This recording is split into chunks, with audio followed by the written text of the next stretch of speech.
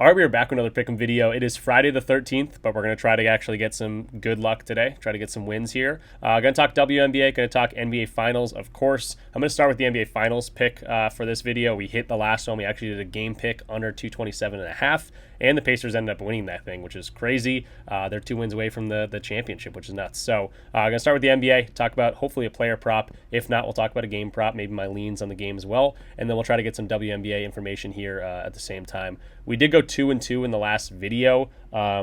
Actually ended up profiting a little bit because the plus money play of Alyssa Thomas was the one we actually hit. She had 10 assists in that game. And then we also talked about the minus 105 play, which was the under 227.5. So I ended up profiting on the 2-2 day, but obviously going to try to do a little bit better than that today. And hopefully you guys maybe a 3-in-1 day or 4-0 sweep would be great. So if you're new around here, definitely go ahead and subscribe, leave the video a like, comment something down below, all those good things, and let's hop into the plays for today. All right, so hopping into Props Madness like we always do. This is the best player prop research tool for sure out there for basketball, so NBA or WNBA. It's got so many filters, especially during the regular season, but during the playoffs you can find the value too. It has so many different charts, so if you go to points, you can see how Shai's been doing against his points line. You can see where certain books have the line. You can see hit rates. You can see filters based on how players defend certain areas, how he scores the ball, and similarly you can see how players have stacked up that play similarly to him going up against the Pacers or whatever team they're playing. So really cool. Definitely check out Props Madness. You can actually check it out for a free week if you want to be betting on WNBA or the end of the NBA season here. Using code RICH, description down below. Check it out. Props Madness is freaking awesome. So we are going to start out with Shai Gilgeous-Alexander. The first play is going to be a wacky one that I'm going to. It's also going to be another plus money play. So I like giving you guys plus money plays if you want to get crazy with it, I guess. And it's going to be 2.5 turnovers for Shai Gilgeous-Alexander. And I am looking at the under here. So again, plus money play. A lot of places plus 110. You can find this at Bet365, but plus 100, plus 105, where you can get the best value for whatever book you have. Or if you find a DFS platform, probably wouldn't play it there unless you're getting some sort of advanced payout there. But yeah, I'm looking at the under here.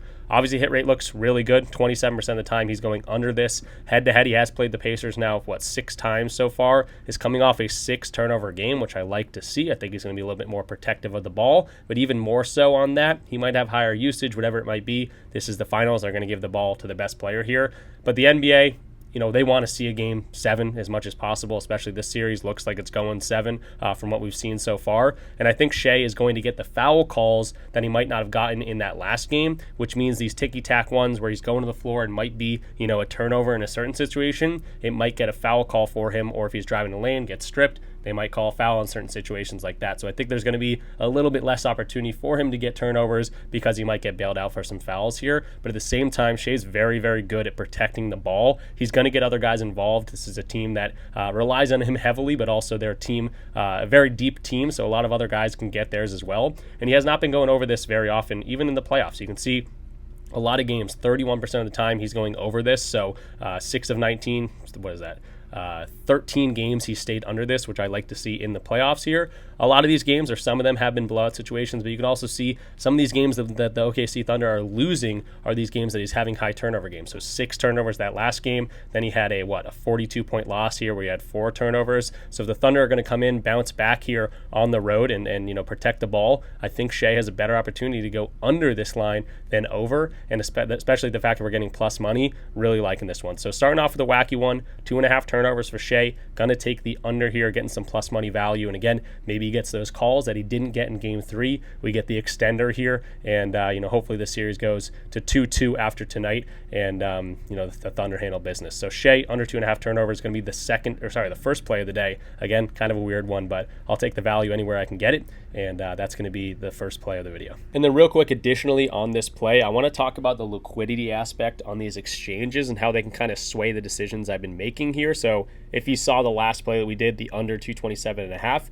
I based this off of how the game I thought was going to go, but also I saw that the liquidity on the certain side that I was looking for, the opposite side, had a lot of available money to be bet on, meaning that a lot of sharp money is probably on the opposite side here. So ProfitX is one of those exchanges, and it shows liquidity here, and I can see that there's $1,600 of liquidity on a random Shai Gilgeous-Alexander turnovers line, where there's only $17 left of liquidity on the under, meaning if you wanted to take the under here, which is minus 107, a lot of these other books have have plus 100. There's not a lot of available liquidity on this line. So that means a lot of money is probably on the under. A lot of this money has probably already been taken. And the over is saying, hey, yeah, come take the over. There's $1,600 worth of, you can do a $1,600 bet if you want on ProfitX on the over here. There's a lot of available liquidity, meaning a lot of sharp bettors, a lot of good money is probably coming in on the under, which I like to expect here. So that's why I'm liking it. That's kind of a 2.0 aspect of what we're trying to do over here on RichPicks, still continuing to learn about these other things. So if I can take one more knowledge point that I can find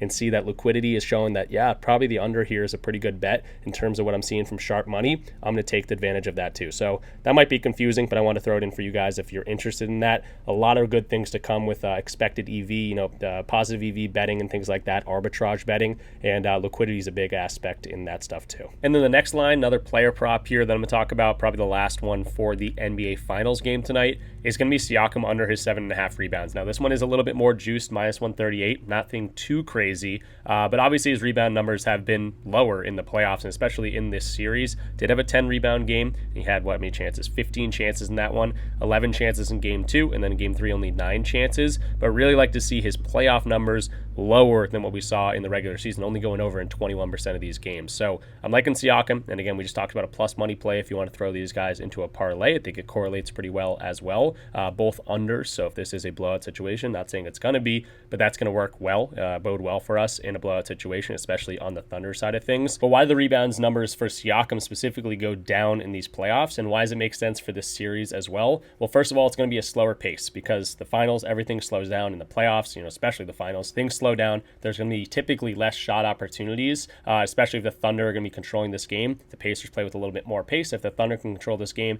maybe they can slow things down. But in general, the finals, the playoffs are going to be slower. That's going to translate to less opportunities to shoot the ball, which of course is going to be less opportunities for rebounds. And then Siakam specifically, why are his numbers so low? Again, 21% of the time he's going over this line, a lot more going under this. And again, 2 of these games are 8 rebound games. Well, it's because Siakam's typically one of the bigger guys on the court for them.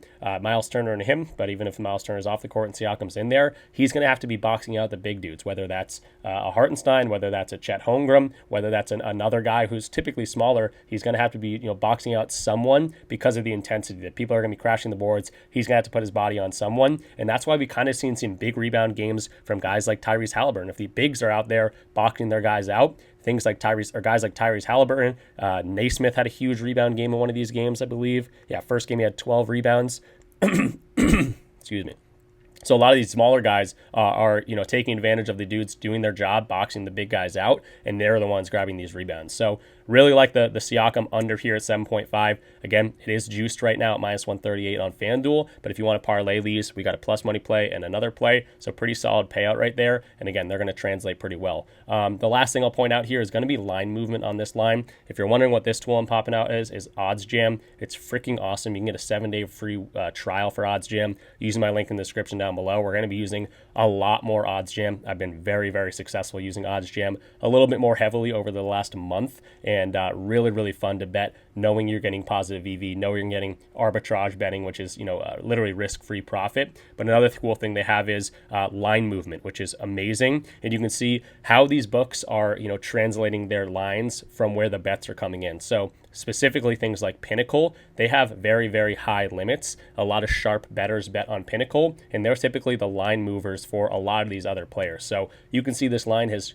consistently, wherever it opened, all the way up here, plus 102 on the under, has now moved all the way down to a minus 146 on Pinnacle, and it hasn't even jumped back up. So it's continuing to go down. Now they're at minus 146. We're getting better odds at minus 138 over on FanDuel. So we can see the line movement, a lot of sharp money, a lot of money is coming in on the under, and these lines just keep adjusting because the typical, the consensus here is, hey, he's probably going to be going under this line. So I'm liking that. I'm going to take the line movement here as an indicator. And again, I'm liking what I'm seeing in the playoffs. It makes sense overall. And that's why I'm really liking the Siakam line under 7.5 rebounds. Move along to the WNBA. I'm going to give probably one play today, unless I find something in this next game. I'm going to focus on the Sky and the Dream, and going to focus on Brittany Griner here, who has been dealing with a knee injury since May 25th. She missed 2 games in a row.